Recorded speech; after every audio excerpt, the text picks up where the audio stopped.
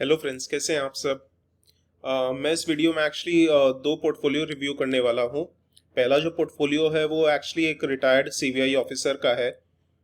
तो इन्होंने ऑलमोस्ट एक महीने पहले ये पोर्टफोलियो भेजा था, बट बीच में काम का प्रेशर ज़्यादा हो गया। लास्ट कुछ टाइम से मेरी थोड़ी हेल्थ भी ऊपर नीचे चल रही थी, तो फ्रैंकली मैं पोर्टफोलियो रिव्यू नहीं कर पा रहा था। तो उन्होंने काफ़ी रिक्वेस्ट की, तो अभी डर लगने लगे लगा कि ऑब्वियसली सीबीआई ऑफिसर है। पहले सीबीआई ऑफिसर से कभी पाला नहीं पड़ा। तो चलिए, अच्छा है, उनका पोर्टफोलियो रिव्यू करने का मुझे मौका मिल रहा है। एंड दूसरा जो पोर्टफोलियो है वो एक लेडी का है। इन्होंने काफ़ी रिसेंटली स्टॉक मार्केट में इन्वेस्ट करना स्टार्ट किया है। तो दोनों ही पोर्टफोलियो से अपने काफ़ी कुछ सीख सकते हैं। तो उम्मीद करता हूँ आप लोग लास्ट तक देखेंगे।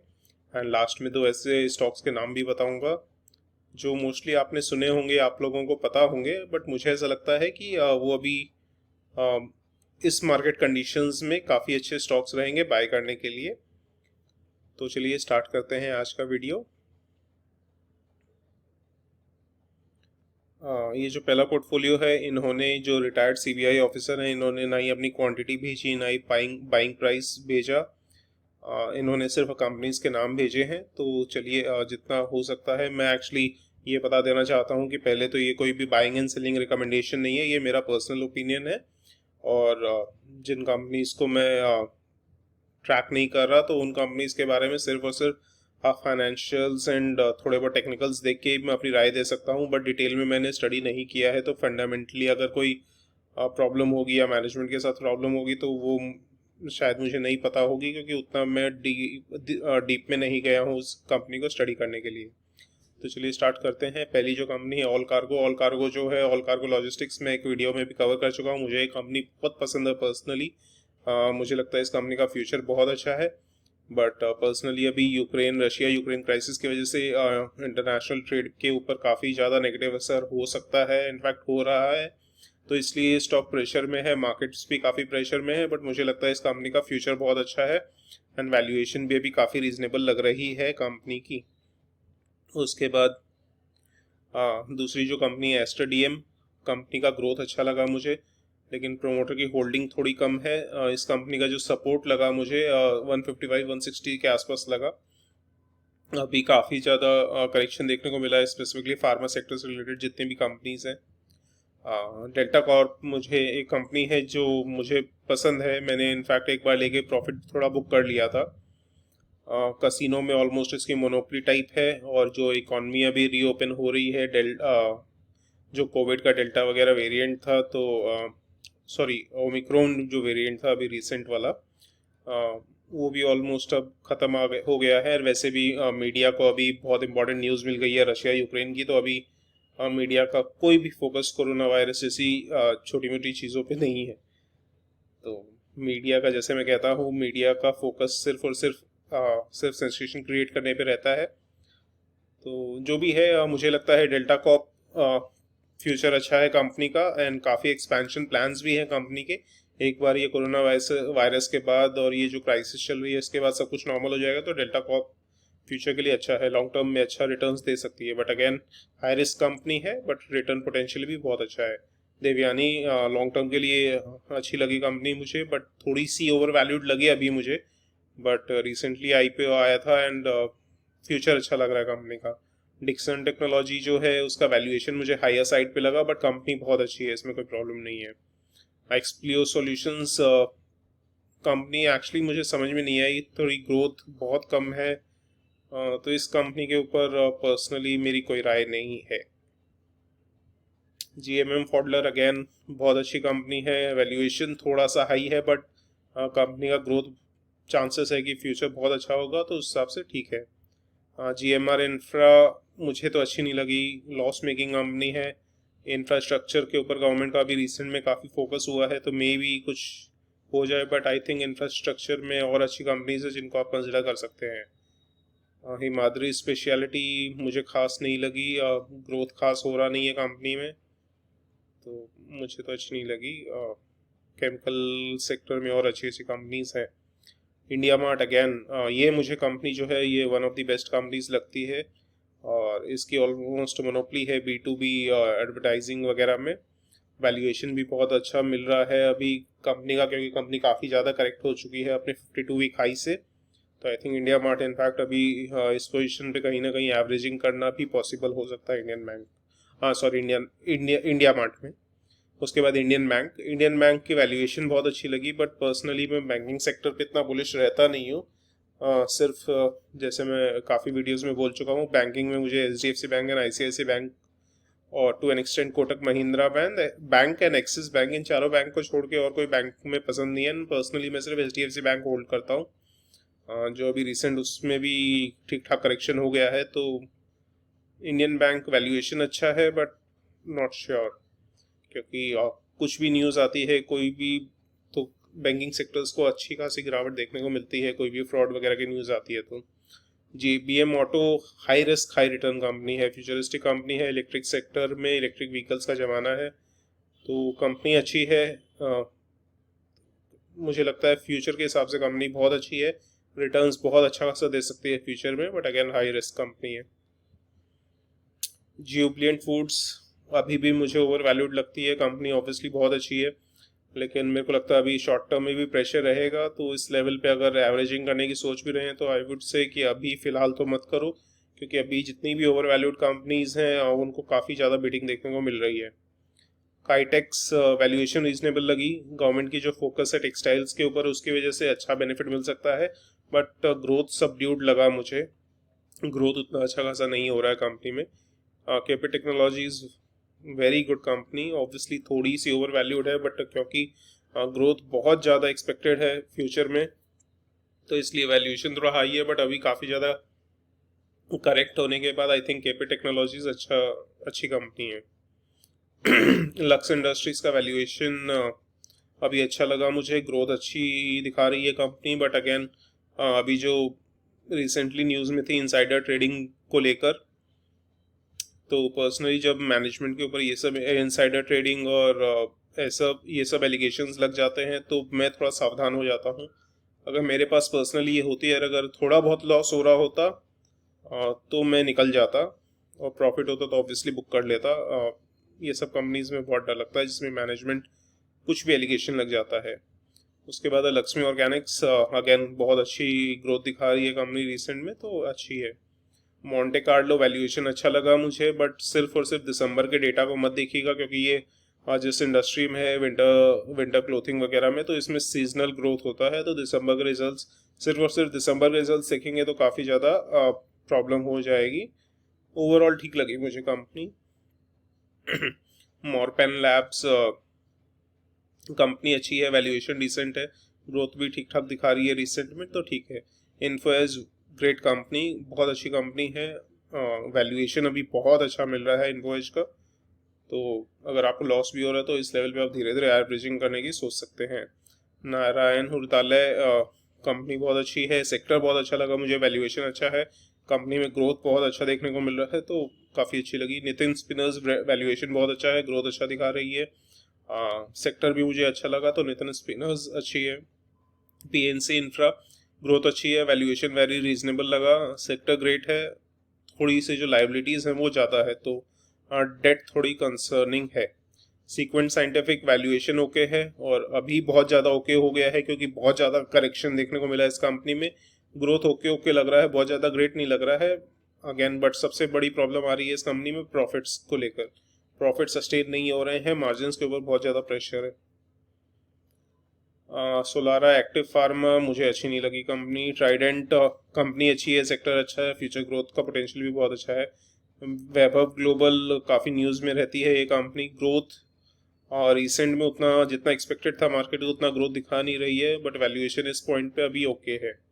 वेदांता में पोटेंशियल बहुत ज़्यादा है, वैल्यूएशन भी अभी काफ़ी रीजनेबल है, तो वेदांता पर्सनली मैं इस सेक्टर में जाता नहीं हूँ, बट आई थिंक वेदांता बहुत अच्छी कंपनी है। हिंद जिंक अगेन वैल्यूएशन बहुत रीजनेबल है, कंपनी अच्छी है, रिसेंट में ग्रोथ भी बहुत अच्छा दिखा रही है, तो कोई प्रॉब्लम नहीं है। Glenmark pharma almost 52 week low के आसपास है, वैल्यूएशन ओके लगा मुझे और डिसेंट है। कंपनी फार्मा सेक्टर पूरा का पूरा डाउन है, तो इसलिए काफ़ी करेक्शन देखने को मिला है। जब तक लेकिन फार्मा सेक्टर रिकवर करना स्टार्ट नहीं करेगा तब तक कंपनी प्रेशर में रहेगी, बट अगेन एक बार जब रिकवर करना स्टार्ट करेगा तो आई थिंक इस कंपनी में भी अच्छी खासी उछाल देखने को मिल सकती है। कैडिला हेल्थ केयर, हाँ, ये कोविड की वजह से काफ़ी ज़्यादा भागी थी, बट अभी काफ़ी ज़्यादा करेक्शन भी हो गया है। वैल्यूएशन अभी इस पॉइंट पे अच्छी है, लेकिन रिसेंट में उतना ज़्यादा ग्रोथ नहीं दिखा रही है कंपनी। और ओविंदो फार्मा कंपनी बहुत अच्छी लगी मुझे, वैल्यूएशन बहुत रीजनेबल है इस पॉइंट पे। अगर फार्मा सेक्टर, क्योंकि अब मुझे लगता है और ज़्यादा बेटिंग नहीं लेना चाहिए, फार्मा सेक्टर ऑलरेडी काफ़ी ज़्यादा बेटिंग ले चुका है। यूनियन बैंक वैल्यूएशन बहुत अच्छा है, और बैंकिंग स्टॉक्स फोकस में रह सकते हैं अभी, क्योंकि जैसे जैसे इंटरेस्ट रेट्स बढ़ेंगे तो बैंकिंग सेक्टर को फ़ायदा होने का चांस है। HDFC AMC काफ़ी एक्सपर्ट्स एंड काफ़ी यूट्यूबर्स भी रिकमेंड करते हैं इस कंपनी को। पर्सनली मैं इस पॉइंट पे अवॉइड करता हूँ या कर रहा हूँ एसेट मैनेजमेंट कंपनीज को, स्पेसिफिकली इसमें बहुत कंपटीशन है। और दूसरा, मुझे लगता है कि अभी फ़िलहाल इसमें टाइम है ग्रोथ दिखाने में, तो not sure about HDFC AMC। Obviously company बहुत अच्छी है और HDFC ग्रुप की है, बट एसेट मैनेजमेंट कंपनीज को लेकर अभी फ़िलहाल मैं उतना बुलिश नहीं हूँ। ये मेरा पर्सनल ओपिनियन है ऑब्वियसली। तो इस ओवरऑल पोर्टफोलियो काफ़ी रैंडम लगा मुझे, कोई स्ट्रैटेजी एज सच लगी नहीं। फार्मा सेक्टर पे बहुत ज़्यादा फोकस है, बैंकिंग में भी काफ़ी अच्छे स्टॉक्स मिसिंग हैं, तो आप, मुझे लगता है बैंकिंग में आप कंसिडर कर सकते हैं HDFC बैंक या ICICI बैंक। IT में आप लार्ज कैप लेना है तो TCS इन्फोसिस कंसिडर कर सकते हैं। मिड कैप में अभी LTTS बहुत अच्छे वैल्यूएशन में मिल रही है। आपके इस पोर्टफोलियो में पावर सेक्टर में टाटा पावर आप कंसिडर कर सकते हैं, और उसके बाद पाइप्स वगैरह में प्रिंस पाइप्स वगैरह कंसिडर कर सकते हैं रियल एस्टेट से रिलेटेड। चलिए सेकंड पोर्टफोलियो अब रिव्यू करते हैं। ये एक छोटा सा पोर्टफोलियो है, इसमें ज़्यादा कुछ है नहीं। इसमें इन्होंने काफ़ी रिसेंट में मार्केट में एंट्री ली है, तो टाटा केमिकल्स इन्होंने बाय किया, जो एक मुझे अच्छी कंपनी लगती है। वैल्यूएशन अभी ओके लगा, ग्रोथ ठीक ठाक है, बट फ्यूचर काफ़ी ब्राइट लग रहा है, क्योंकि ईवी को लेकर जो केमिकल्स वगैरह है, इनफैक्ट जो नेक्स्ट डिकेड है वो टाटा ग्रुप के लिए काफ़ी अच्छा रह सकता है न। तो टाटा केमिकल्स अच्छा लगा मुझे। ये ऑर्चेस्ट लिमिटेड, ये एक पेनी स्टॉक है, पास्ट परफॉर्मेंस खराब है, बट पता नहीं, ये सब स्टॉक ऑपरेटर ड्रिवन हो सकते हैं, तो इस पर कुछ भी बोलना मुश्किल है। 71 करोड़ का ही मार्केट कैप है, तो नॉट श्योर, बट मैं तो ऑब्वियसली, ये तो एक तरह का गैम्बलिंग है।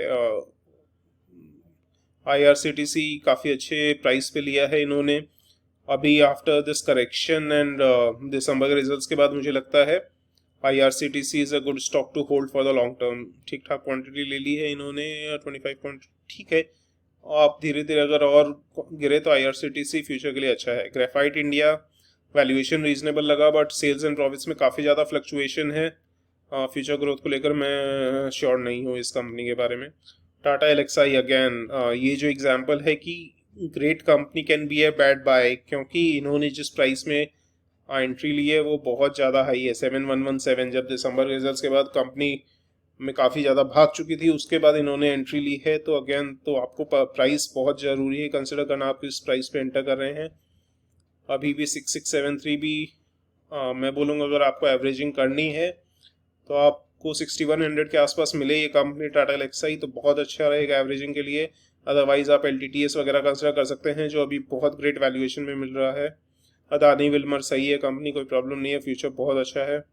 अदानी पावर के बदले मैं तो सजेस्ट करूँगा टाटा पावर अच्छा रहता। अदानी पावर बहुत ज़्यादा ओवर वैल्यूड लगी मुझे, बट ऑब्वियसली अदानी जी की कंपनी है तो कुछ कहा नहीं जा सकता। पॉलिटिकल फैक्टर्स इन्वॉल्व हैं, ऑब्वियसली सब जानते हैं। अदानी अंबानी जी जहाँ इन्वॉल्व होते हैं तो कुछ कहा नहीं जा सकता, but I think Tata power would be better. और बट इसका मतलब ये नहीं है मैं मोदी जी के खिलाफ हूँ। मैं मोदी जी एंड BJP, अभी जो करंट गवर्नमेंट है, मुझे अच्छा लगता है कि अभी अच्छे रिफॉर्म्स ला रही है करंट गवर्नमेंट, तो ओवरऑल मुझे गवर्नमेंट से कोई प्रॉब्लम नहीं है। आप लोग ये सोच के मुझे अनसब्सक्राइब मत कर दीजिएगा कि मैं मोदी जी या BJP के खिलाफ हूँ। चलिए लास्ट जो कंपनी है बजाज फिनसर्व, ये ऑब्वियसली बहुत अच्छी कंपनी है, इसके बारे में कुछ गड़बड़ नहीं है, ये कंपनी बहुत अच्छी है बजाज फिनसर्व। तो फ्यूचर बहुत अच्छा है कंपनी का, कोई प्रॉब्लम नहीं है। बट अभी जो आपका पोर्टफोलियो देख रहा हूँ बहुत छोटा सा है। और जैसे आपने कहा भी कि आपने तो आई थिंक मुझे ऐसा लगता है आपका पोर्टफोलियो मैंने देखा ओवरऑल ऑलमोस्ट 5% लॉस में है। अभी बहुत ज़्यादा लॉस में नहीं है, गिवन मार्केट कंडीशंस काफ़ी ज़्यादा लॉस और हो सकता था। बट अभी जो मुझे लगता है कि अभी राइट टाइम है बाय करने का। आप धीरे धीरे क्वांटिटी और एक्यूमुलेट कर सकते हैं बहुत अच्छी अच्छी कंपनीज में। जैसे आईटी में आपके पास टाटा एलेक्साई ऑलरेडी है, तो अगर ये 6100 के लेवल पे आए तो आप इसमें एवरेजिंग करके चल सकते हैं। बाकी एलटीटीएस जो है वो काफ़ी अच्छे वैल्यूएशन में मिल रहा है। और ऑब्वियसली सबका रिस्क एपेटाइट अलग है। तो अगर रिस्क कम लेना है तो ऑब्वियसली टीसीएस और इन्फोसिस अभी बहुत अच्छे प्राइस में मिल रहे हैं। आप बैंकिंग सेक्टर में कंपनीज इंक्लूड कर सकते हैं, जैसे एचडीएफसी बैंक, आईसीआईसीआई बैंक। ये दोनों बैंक्स मुझे अच्छे लगते हैं, बाकी बैंक्स उतने खास पसंद नहीं है मुझे। आप पावर सेक्टर में जैसे आपके पास अदानी पावर है तो आप टाटा पावर कंसिडर कर सकते हैं। मैं तो यही बोलूँगा अदानी पावर के बदले टाटा पावर बेटर लगता है मुझे, पर्सनल ओपिनियन है मेरा। उसके बाद आप आईएक्स कंसिडर कर सकते हैं जो पावर एक्सचेंज में है। कंस्ट्रक्शन में मैंने केएनआर कंस्ट्रक्शन कवर किया था, बट कंपनी का फ्यूचर मुझे बहुत अच्छा लगता है। उसके बाद आप रियल एस्टेट रिलेटेड कंपनीज में इन्वेस्ट कर सकते हैं, क्योंकि गवर्नमेंट का फोकस बहुत ज़्यादा है रियल एस्टेट में अभी फ्यूचर के लिए। तो जैसे पाइप सेक्टर में आप प्रिंस पाइप्स कंसिडर कर सकते हैं जो अभी अच्छे वैल्यूएशन में मिल रही है। वायर्स में आप फिनोलेक्स वगैरह या पॉलीकैप वगैरह कंसिडर कर सकते हैं। उसके बाद रिन्यूएबल सेक्टर में आप बोरोसिल रिन्यूएबल कंसिडर कर सकते हैं। अब ये सारी कंपनीज बहुत अच्छे वैल्यूएशन में मिल रही है। मार्केट्स भागने लगेगा तो फिर मौका नहीं मिलेगा। मैं तो यही बोलूँगा जब ट्रेन खड़ी है तब बैठ जाना चाहिए, ना कि ट्रेन जब भागने लगे, क्योंकि ट्रेन भागने लगेगी तो काफ़ी ऊंचे प्राइस पे फिर हम लोग को एंट्री लेनी पड़ेगी। तो उससे अच्छा है अभी आप धीरे धीरे स्टैगर्ड मैनर में अच्छी अच्छी कंपनीज को सिलेक्ट करिए। और चलिए फ़िलहाल तो इतना ही बोल पाऊँगा, इससे ज़्यादा बोलूँगा तो मुझे चार्ज करना पड़ेगा। कहने का मतलब ये है क्योंकि मेरी एक फ्रेंड से बात हो रही थी, मेरी कॉलेज फ्रेंड से, जो ऑलमोस्ट 13 ईयर्स के बाद बात हुई। तो उसने बताया वो जैसे गोल्डी लॉक्स बोल के कैलकाटा बेस्ड है शायद, या पता नहीं, जो गोल्डी लॉक्स रिसर्च कोई बोल के कंपनी है, फाइनेंशियल एडवाइजर्स हैं, रिसर्च कंसल्टेंट्स हैं। तो उनके जो गौतम शाह हैं उस कंपनी के, वो मैंने देखा ऑलमोस्ट जो उनका हाई एंड पैकेज है वो ऑलमोस्ट 2.5 लाख्स का है एनुअली, जिसमें स्टॉक रिकमेंडेशंस देते हैं, वो रिसर्च रिपोर्ट्स देते हैं। तो शॉकिंग लगा काफ़ी। और स्टार्टिंग 1 लाख से होती है, 1 लाख एनुअली। तो चलिए, दो ऐसे स्टॉक जिन्होंने जिन जो अभी बाय आप कर सकते हैं इस लेवल पे। और उस दो स्टॉक के साथ मैं बोलूँगा आप एक चीज़ में इन्वेस्ट और करिए, वो चीज़ है मैं। क्योंकि अभी मैं पेनी स्टॉक हूँ, मेरा वैल्यूएशन काफ़ी कम है। बट जैसे जैसे मैं फेमस एंड सक्सेसफुल होऊंगा तो वैसे वैसे मैं यही बोलूँगा कि आप लोग को, जो मेरे जो इनिशियल सब्सक्राइबर्स हैं, जो लोग मेरे वीडियोस पे रेगुलरली लाइक्स एंड करते हैं, कमेंट्स करते हैं, जिनसे मैं रेगुलरली इंटरेक्ट करता हूँ, तो उनके नाम तो मुझे याद रह जाएंगे, बिल्कुल नाम याद रहेंगे। बट जो अब बाद में जुड़ेंगे तो हो सकता है उनको मैं पर्सनली ना जान पाऊँ। तो अभी जो भी मुझे विशेस दे रहे हैं, जैसे फॉर एग्जांपल अब मैं लास्ट लाइव वीडियो में मेरी हेल्थ अच्छी नहीं थी, तो काफ़ी लोगों ने मुझे अभी गेट वेल सून वगैरह का मैसेज किया मेरे फोटो पे। तो आप लोग सब मुझे बिल्कुल याद रहेंगे जो मेरे साथ शुरू से जुड़े हुए हैं। तो आगे चल के मैं अगर कुछ अच्छा करता हूँ, और जो मैं करूँगा बिल्कुल करूँगा, और आगे आगे मैं खुद भी अपने आप को इम्प्रूव कर रहा हूँ। जो आप लोग के साथ जुड़ने के बाद मेरी जो रिसर्च करने की एबिलिटी है, चीज़ों को देखने का नज़रिया है, वो काफ़ी बदल रहा है, काफ़ी इम्प्रूव हो रहा है। तो आई थिंक फ्यूचर में मैं काफ़ी अच्छी हेल्प कर पाऊँगा वेल्थ क्रिएशन में, खुद के भी और आप लोगों के भी। तो साथ में ग्रो करेंगे। तो मैं यही बोलूँगा अभी आप मुझ में इन्वेस्ट करिए, मेरे वीडियोस को लाइक करिए, कमेंट करिए, सब्सक्राइब करिए, हो सके तो शेयर भी करिए। चलिए, लास्ट में दो ऐसी कंपनीज, मेटल कंपनीज हैं, aluminium and copper related, Hindalco and NALCO. ये दोनों कंपनीज जैसी, अब जो करंट मार्केट कंडीशंस में मेटल प्राइसेस बहुत ज़्यादा बढ़ रहे हैं, सभी जानते हैं। तो ये दोनों कंपनीज, पर्सनली मैं मेटल सेक्टर में इन्वेस्टेड नहीं हूँ, और मैं पर्सनली अवॉइड भी करता हूँ क्योंकि काफ़ी सिलिकल होते हैं इकॉनमी के साथ बढ़ते हैं, फिर वापस जब थोड़ा बहुत डाउन टर्न आता है तो काफ़ी जल्दी गिर भी जाते हैं। इसीलिए लास्ट अगर आप 10 ईयर्स का परफॉर्मेंस देखेंगे तो बहुत ज़्यादा अच्छे रिटर्न्स नहीं दिए इन दोनों कंपनीज ने। बट अभी जो है इस सेक्टर में काफ़ी टेलविंड्स हैं। टेलविंड्स मतलब एक तो जो रशिया यूक्रेन की क्राइसिस चल रही है उसकी वजह से मेटल के प्राइसेस बहुत बढ़ रहे हैं। हिंडाल्को का मेजर जो प्रोडक्ट्स है एल्युमिनियम एंड कॉपर, नैल्को का एल्युमिनियम, तो ये दोनों कंपनी को काफ़ी ज़्यादा फ़ायदा मिल सकता है। उसके बाद एल्युमिनियम और कॉपर की डिमांड ऑटोमेटिव सेक्टर से, जैसे जो ईवीज़ वगैरह हैं उसमें काफ़ी ज़्यादा यूज़ होंगे, तो इस वजह से इनकी डिमांड वहाँ से भी आ रही है। और वैल्यूएशन दोनों ही कंपनीज का बहुत रीजनेबल है, तो ये कंपनीज मुझे ऐसा लगता है शॉर्ट टर्म में भी अच्छा मे बी 15-20% के आसपास return they they with in a month और टू।